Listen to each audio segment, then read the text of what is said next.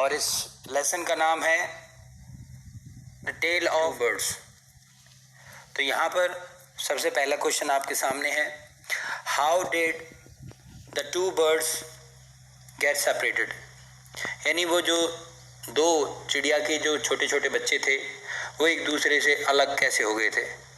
तो यहाँ जवाब है कि जब वहाँ पर तेज़ तूफान आया था, वो तेज़ हवा आई थी, तो वो उनको ले उड़ी और उसके कारण वो दोनों दूर दूर हो गए थे।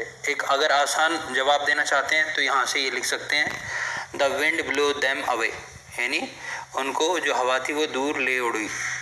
या फिर अच्छे से देना चाहते हैं, पूरा बड़ा आंसर देना चाहते हैं, तो मैंने यहाँ पर मार्क किया है आपके लिए। यहाँ पर आप देख सकते हैं आंसर 1 मैंने लिखा है, the strong wind blew them away to the other side of the forest. तो इसको आप पूरा लिख सकते हैं यहाँ से। अगला क्वेश्चन है, where did each of them find a home, यानी उन दोनों को कहाँ कहाँ पर घर मिला। तो मैंने शॉर्ट में तो ये लिख दिया है कि इन रॉबर्ट्स केव, एक को तो मिला था, वन इन रॉबर्ट्स केव, यानी जो लुटेरे थे उनकी गुफा में मिला, and another one got the home from rishi ashram, तो दूसरे को ऋषि आश्रम में मिला। आप या तो ये लिख सकते हैं शॉर्ट में, या अच्छे से लिखना चाहते हैं तो अच्छे से लिखने के लिए आप यहाँ पर देख सकते हैं, one of them come down near a cave where a gang of robbers lived, और दूसरे को मिली the other landed outside a rishi's ashram a little distance away. ये आंसर नंबर 2 हो जाएगा आपका।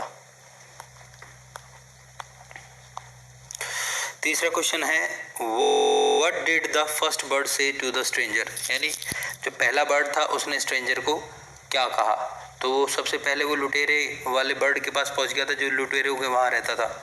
तो वो क्या कहता था, जल्दी करो जल्दी करो, यहाँ पर कोई आया है पेड़ के नीचे, इसको लूट लो छीन लो। तो उसने ऐसी बातें करी थी। तो मैंने शॉर्ट में लिख दिया, quick hurry up there's someone under the tree. चौथा है हमारा, what did the second bird say to him, तो जो दूसरा वाला बर्ड था उसने क्या कहा था, welcome to ashram sir, have some water and wait for our rishi, है ना, मतलब आप हमारे ऋषि का इंतज़ार कीजिए और तब तक पानी पीजिए, रेस्ट कीजिए और आपका आश्रम में स्वागत है। तो उसने इस तरह से उसका अभिवादन किया था। तो फोर्थ में आप ये भी यहाँ से भी दे सकते हैं, या फिर आप इसी में से ही आप ऊपर से देख के उसकी कॉपी कर सकते हैं। मैं कर देता हूँ आपके लिए ये काम।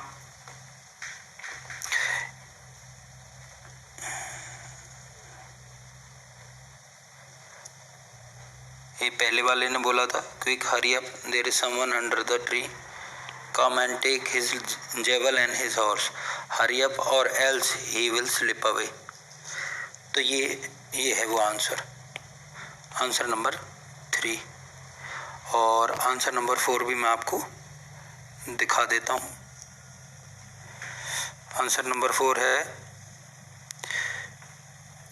ये आंसर नंबर 4 है, welcome to ashram sir, please go inside and rest, the rishi will be back soon, there is some cold water in the pot, please make yourself comfortable. ये आंसर नंबर 4 है। तो ये आप नोट कर सकते हैं, यहाँ से ये पूरा अच्छे से भी आप चाहें तो कर सकते हैं। अब 5वां क्वेश्चन है, how did Rishi explain the difference way in which the bird behaved, यानी मैं ऋषि ने उसको ये सभी जो बातें, ये जो घटनाक्रम हो रहा था, ये सारी घटनाएं घटित हो रही थी, तो राजा को उसने कैसे एक्सप्लेन किया। तो मैंने तो एक लाइन में बता दिया कि one is known by the company one keeps, जो जैसी संगत में रहता है वो वैसा हो जाता है, राइट। तो या तो आप इसको ऐसे लिख के कह सकते हैं, या फिर इसका प्रॉपर अगर आपको आंसर देना है, फुल मार्क्स चाहिए अगर आपको, तो फुल मार्क्स के लिए आपको जाना पड़ेगा यहाँ।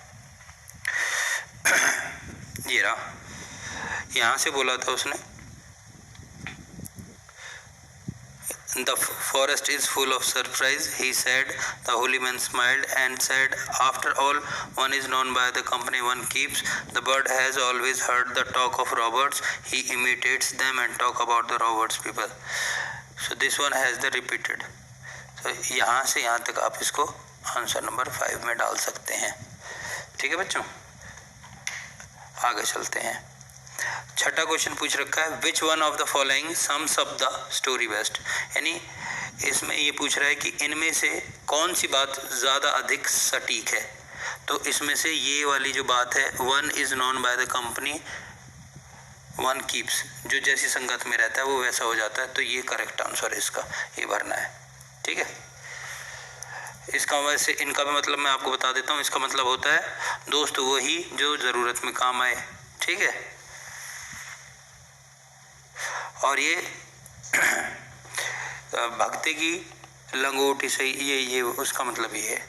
तो आपने इसका इस्तेमाल करना है। This is correct.